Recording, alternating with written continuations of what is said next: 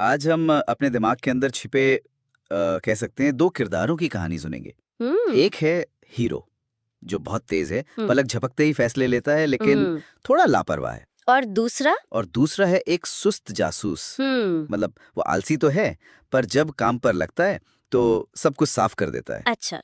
तो कहानी यह है कि कैसे ज्यादातर समय वो लापरवाह हीरो ही हमारी जिंदगी की गाड़ी चला रहा है। और ये कहानी हमें सुनाई है डैनियल कानेमन ने अपनी जबरदस्त किताब थिंकिंग फास्ट एंड स्लो में। हाँ, और ये कोई आम सेल्फ हेल्प किताब नहीं है। नहीं, बिल्कुल नहीं। ये हमारे दिमाग का एक तरह से एक्सरे है। कानेमन, जो एक मनोवैज्ञानिक हैं, उन्हें इस काम के लिए इकोनॉमिक्स में नोबेल पुरस्कार मिला। सोचिए, एक साइकोलॉजिस्ट को इकोनॉमिक्स में नोबेल। हाँ, ये अपने आप में ही बताता है कि उनके विचार कितने कितने क्रांतिकारी हैं। उन्होंने बताया कि हम इंसान असल में कितने इर्रेशनल यानी अतार्किक हैं। तो आज की हमारी इस चर्चा का कह सकते हैं मिशन एकदम साफ है। क्या? यही उजागर करना कि हम उतने लॉजिकल हैं नहीं जितना हम खुद को मानते हैं। ये समझना थोड़ा थोड़ा असहज हो सकता है, क्योंकि हम सब खुद को अपनी जिंदगी का समझदार हीरो समझते हैं, है ना? बिल्कुल। पर आज हम देखेंगे कि असल में हमारे दिमाग में चल क्या रहा है। हाँ, और उस एक्सरे में जो दो बड़ी चीजें दिखती हैं वो है सिस्टम 1 और सिस्टम 2। सिस्टम 1 और सिस्टम 2। हाँ, ये काल्पनिक नाम है। दिमाग में असल में ऐसे कोई हिस्से नहीं है, पर ये हमारी सोच की दो अलग-अलग प्रणालियों को समझने का एक शानदार तरीका है। तो यही दोनों सिस्टम हमारे हर छोटे बड़े फैसले को चलाते हैं। हाँ, बिल्कुल, यही दोनों। चलिए इन किरदारों से मिलते हैं फिर। सिस्टम 1 कौन है?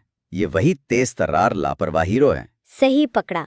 ये हमारी सहज, भावनात्मक और लगभग ऑटोमेटिक सोच है। ऑटोमेटिक जैसे किसी गुस्से वाले चेहरे को पहचानना, या अगर मैं कहूँ 2+2 तो आपके दिमाग में तुरंत 4 आ जाएगा। हाँ, सोचना भी नहीं पड़ेगा। या मैं कहूँ नमक और मिर्च, जाहिर है बस। ये सिस्टम हमेशा ऑन रहता है, बैकग्राउंड में लगातार काम करता रहता है। और यही इसका खतरा भी है ना? एकदम, क्योंकि ये इतना तेज है, ये जानकारी के छोटे छोटे टुकड़ों से बड़ी बड़ी कहानियां गढ़ लेता है।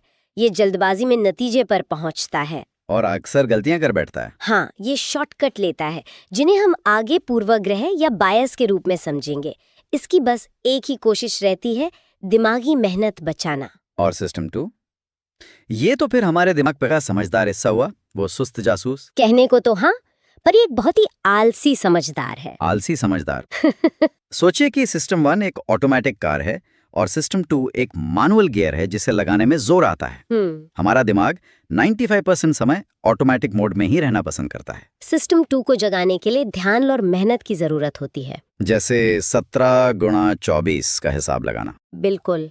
या फिर किसी नई पॉलिसी के फायदे नुकसान का विश्लेषण करना, इन सब में मेहनत लगती है। मतलब हम जानबूझकर मुश्किल काम से बचते हैं।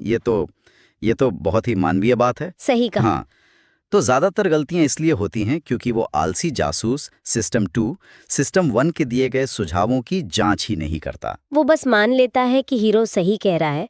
सिस्टम 2 एक तरह का सुस्त कंट्रोलर है जो ज्यादातर समय सिस्टम 1 को ही स्टीयरिंग व्हील थमा देता है। और सिस्टम 1 अपनी मनमानी करता है। बिल्कुल। और यहीं से खेल मतलब दिलचस्प होता है।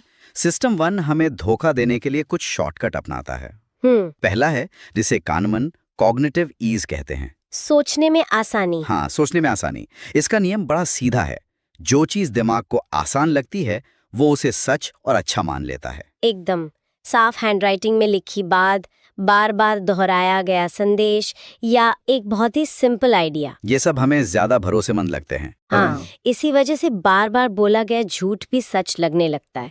विज्ञापन और प्रोपेगेंडा का यही तो मूल मंत्र है। अच्छा। एक संदेश को इतनी बार दोहराओ कि वो परिचित लगने लगे, और जो परिचित है वो सच लगता है। अच्छा, एक और चीज है जिसने मुझे सच में चौंका दिया, हेलो इफेक्ट। हाँ, हेलो इफेक्ट। मतलब हम किसी के लुक्स या आत्मविश्वास से इतने प्रभावित हो जाते हैं कि हम मान लेते हैं कि वो हर चीज में ही शानदार होगा। ये तो रोज होता है। हाँ, बिल्कुल होता है। कोई अच्छा दिखने वाला एक्टर किसी सामाजिक मुद्दे पे बोलता है और हम उसकी बात को ज्यादा वजन देने लगते हैं।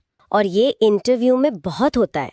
अगर कोई उम्मीदवार बहुत कॉन्फिडेंस से बात कर रहा है और देखने में आकर्षक है, तो इंटरव्यू लेने वाला अनजाने में ही मान लेता है कि वो काम में भी उतना ही काबिल होगा, भले ही उसके पास कोई सबूत ना हो। कोई सबूत ना हो। हम एक सकारात्मक गुण को उसके बाकी सभी गुणों पर हावी होने देते हैं। तो एक तरह से हमारा दिमाग शॉर्टकट के चक्कर में धोखा खा जाता है। और एक और शॉर्टकट है जिसे कानमैन सब्स्टिट्यूशन कहते हैं। हाँ, ये तो कमाल का है। जब कोई मुश्किल सवाल आता है तो हमारा दिमाग उसे एक आसान सवाल से बदल देता है। सही। जैसे एक मुश्किल सवाल है, अगले 6 महीनों में ये स्टॉक कैसा प्रदर्शन करेगा। अब इसका जवाब देने के लिए बहुत सारा डेटा चाहिए, एनालिसिस चाहिए। ये तो सिस्टम 2 का काम है। बिल्कुल। लेकिन सिस्टम 1 जो आलसी है, इस सवाल को बदल देता है एक आसान सवाल से। और वो क्या है? क्या मुझे ये कंपनी पसंद है? अगर आपको कंपनी पसंद है तो आप मान लेते हैं कि स्टॉक भी अच्छा ही करेगा। दिमाग ने मुश्किल सवाल का जवाब ही नहीं दिया। तो ये जो सिस्टम 1 के शॉर्टकट्स हैं, जैसे हेलो इफेक्ट या कॉग्निटिव ईज, हाँ, ये असल में पर्दे के पीछे से धागे खींच रहे हैं। और जब ये धागे खींचते हैं तो कुछ बहुत ही अजीब और मजेदार गलतियां होती हैं, जिन्हें कानमैन बायस कहते हैं। हाँ, पूर्वाग्रह। सबसे पहला और शायद सबसे आम है अवेलेबिलिटी बायस। इसका मतलब है कि हम किसी घटना के होने की संभावना इस आधार पर तय करते हैं कि उसका उदाहरण हमारे दिमाग में कितनी आसानी से आता है। यही कारण है कि प्लेन क्रैश, शार्क के हमले या आतंकवाद जैसी नाटकीय घटनाएं हमें आंकड़ों से कहीं ज्यादा आम लगती हैं, क्योंकि मीडिया में उनकी खबरें इतनी चलती हैं कि वो हमारे दिमाग में ताजा रहती हैं। बिल्कुल। जबकि सच तो ये है कि कार दुर्घटना या डायबिटीज से मरने की संभावना कहीं ज्यादा है, लेकिन वो खबरें उतनी नाटकीय नहीं होती। सही। तो अगली बार जब कोई दोस्त विदेश यात्रा करने से इसलिए डरे क्योंकि उसने न्यूज में एक प्लेन क्रैश की कहानी देखी है, तो याद रखना होगा कि उसका सिस्टम 1 बोल रहा है, आंकड़े नहीं। एकदम। और एक और बड़ा ही मजेदार बायस है एंकरिंग इफेक्ट। Anchoring effect? हमें जो पहला नंबर बताया जाता है वो हमारे बाद के सभी अनुमानों पर एक लंगर की तरह चिपक जाता है। ये तो दुकानों में खूब इस्तेमाल होता है। एक टी शर्ट पर 2000 रुपए का प्राइस टैग लगाकर उसे काट दिया जाता है और बगल में 800 रुपए लिख दिया जाता है, और हमें लगता है क्या शानदार डील है। हाँ, जबकि हो सकता है उसकी असली कीमत 500 रुपए ही हो। वो शुरुआती 2000 का आंकड़ा हमारे दिमाग में एक एंकर बन गया। और सबसे हैरान करने वाली बात यह है कि ये तब भी काम करता है जब हम जानते हैं कि शुरुआती नंबर पूरी तरह से बेकार है। मतलब? एक प्रयोग में लोगों से पूछा गया कि संयुक्त राष्ट्र में अफ्रीकी देशों का प्रतिशत कितना है, लेकिन उससे ठीक पहले उन्हें एक भाग्य का पहिया घुमाने को कहा गया। अच्छा। पहिया जिस नंबर पर रुका, लोगों के अनुमान उसी नंबर के आसपास रहे। जिनका पहिया 10 पर रुका उन्होंने कम प्रतिशत बताया, जिनका 65 पर रुका उन्होंने ज्यादा। अरे, उस पहिए का तो सवाल से कोई लेना देना ही नहीं था। कुछ भी नहीं, फिर भी दिमाग ने उसे एंकर बना लिया। मतलब हमारा दिमाग इतना भोला है कि किसी भी नंबर को पकड़ लेता है। कह सकते हैं स्टीरियोटाइप के आधार पर आंकते हैं। कानमैन का क्लासिक उदाहरण है। स्टीव एक शांत स्वभाव का व्यक्ति है। उसे लाइब्रेरी जाना, किताबें पढ़ना और व्यवस्थित रहना पसंद है। अब बताइए, क्या वो एक लाइब्रेरियन होगा या एक किसान? ज्यादातर लोग तो लाइब्रेरियन ही कहेंगे। उसका विवरण एक लाइब्रेरियन की छवि से मेल खाता है। बिल्कुल, लेकिन यहाँ हम एक बहुत जरूरी चीज भूल जाते हैं, जिसे कानमैन बेस रेट्स कहते हैं। सही। सच तो यह है कि दुनिया में लाइब्रेरियन की तुलना में पुरुष किसानों की संख्या कई गुना ज्यादा है। तो सांख्यिकीय रूप से स्टीव के किसान होने की संभावना कहीं ज्यादा है। कहीं ज्यादा। लेकिन हमारा सिस्टम 1 कहानी पर ध्यान देता है, आंकड़ों पर नहीं। उसे स्टीव का किरदार एक लाइब्रेरियन जैसा लगा तो उसने आंकड़ों को नजरअंदाज कर दिया। मतलब मेरा दिमाग एक अच्छा कहानीकार है, पर गणित में बहुत कच्चा है।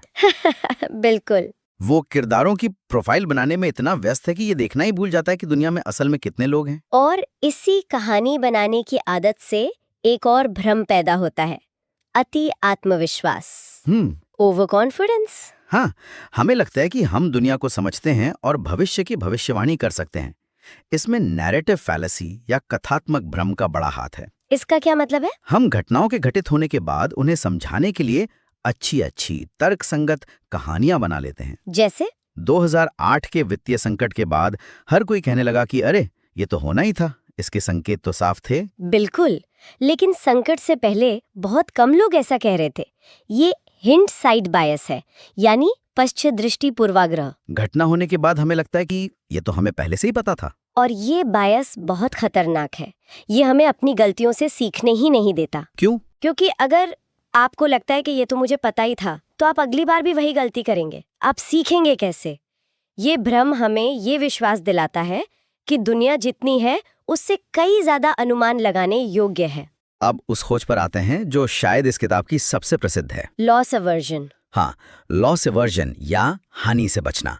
ये एक बहुत ही सरल लेकिन गहरा विचार है। इसका मतलब है कि मनोवैज्ञानिक रूप से नुकसान का दर्द फायदे की खुशी से कहीं ज्यादा मजबूत होता है। कितना ज्यादा? कानामन और उनके सहयोगी एमोस टवर्स्की ने अपने शोध में पाया कि 1000 रुपए खोने का दर्द 1000 रुपए पाने की खुशी से लगभग 2 गुना होता है। हमें नुकसान से नफरत है। तो इसका मतलब ये हुआ कि हम नुकसान से बचने के लिए ज्यादा प्रेरित होते हैं। बहुत ज्यादा। यही वजह है कि निवेशक घाटे वाले स्टॉक को बेचने से बचते हैं, इस उम्मीद में कि वो वापस ऊपर जाएगा। हाँ, क्योंकि उसे बेचना मतलब नुकसान को हकीकत में स्वीकार करना है, और वो दर्द हम सहना नहीं चाहते।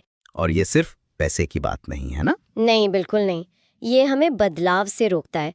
हम एक बुरी नौकरी में या एक बुरे रिश्ते में फंसे रहते हैं क्योंकि उसे छोड़ने का मतलब है एक निश्चित नुकसान, जबकि बेहतर भविष्य की संभावना तो अनिश्चित है। बिल्कुल। हम यथास्थिति बनाए रखना पसंद करते हैं क्योंकि बदलाव में नुकसान का खतरा छिपा होता है। डर हमें अक्सर अच्छे अवसरों का फायदा उठाने से भी रोकता है। किताब का अंत एक बहुत ही दार्शनिक लेकिन व्यवहारिक विचार के साथ होता है।